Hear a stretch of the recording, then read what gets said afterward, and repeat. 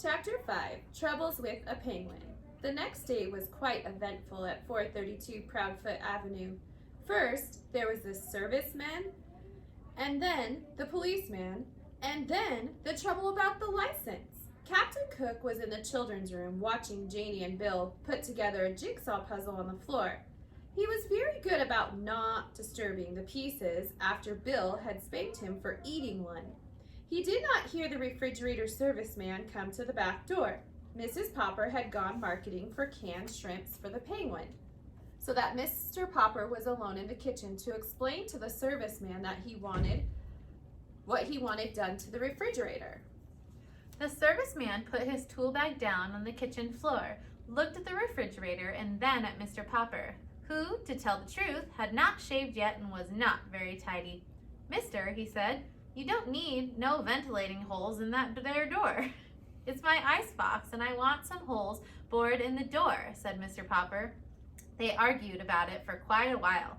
Mr. Popper knew that to get the serviceman to do what he wanted, all he had to do was explain that he was going to keep a live penguin in the ice box and that he wanted his pet to have plenty of fresh air, even though the door was closed all night. He felt a little stubborn about explaining, however. He didn't want to discuss Captain Cook with this unsympathetic serviceman who was already staring at Mr. Popper as if he thought Mr. Popper was not quite right in his head. "Come on, do what I said," said Mr. Popper. "I'm paying you for it." "With what?" asked the serviceman. Mr. Popper gave him a $5 bill. It made him a little sad to think how many beans it would have bought for Mrs. Popper and the children. The serviceman examined the bill carefully as if he didn't trust Mr. Popper too much. But at last he put it in his pocket, took a drill from his tool bag, and made 5 small holes in a neat pattern on the refrigerator door. "Now," said Mr. Popper, "don't get up.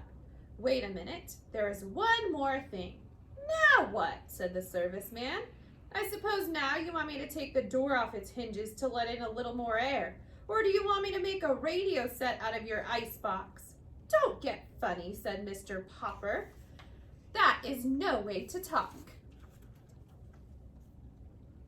"Believe it or not, I know what I'm doing. I mean, having you do. I want you to fix an extra handle on the inside of that box so it can be opened from the inside of the box." "That," said the serviceman, "is a fine idea. You want an extra handle on the inside. Sure." He picked up his tool bag. "Aren't you going to do it for me?" asked Mr. Popper. "Oh, sure," said the serviceman, edging toward the back door.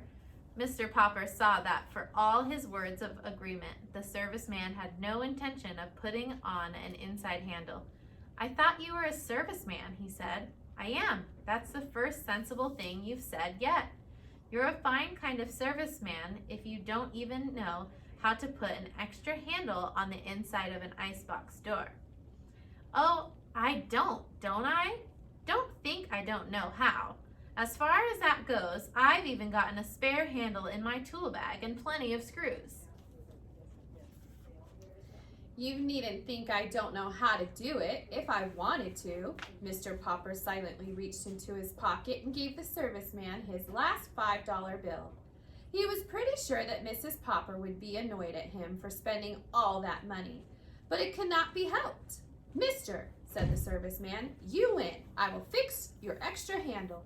And while I'm doing it, you sit down on that chair over there facing me where I can keep an eye on you." "Fair enough," said Mr. Popper, sitting down. The serviceman was still on the floor, putting in the final screws that held the new handle in place, when the Penguin came out to the kitchen on his silent pink feet. Surprised at seeing a strange man sitting on the floor, Captain Cook quietly walked over and began to peck him curiously. But the serviceman was even more surprised than Captain Cook. "Ork!" said the Penguin. Or perhaps it was the serviceman. Mr. Popper was not sure just what had happened when he picked up himself in his chair a moment later. There had been a shower of flying tools, a violent slamming of the door, and the serviceman was gone. These sudden noises, of course, brought the children running. Mr. Popper showed them how the refrigerator was now all remodeled for the Penguin. He showed Captain Cook too by shutting him inside it.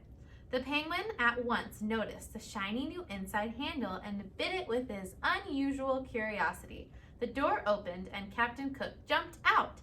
Mr. Popper promptly put Captain Cook back inside and shut the door again, to be sure that the Penguin learned his lesson. Before long, Captain Cook became quite skillful at getting out and was ready to be taught how to get inside when the door was shut. By the time the policeman had come to the back door, Captain Cook was going in and out of the refrigerator as easily as if he had lived in one all his life.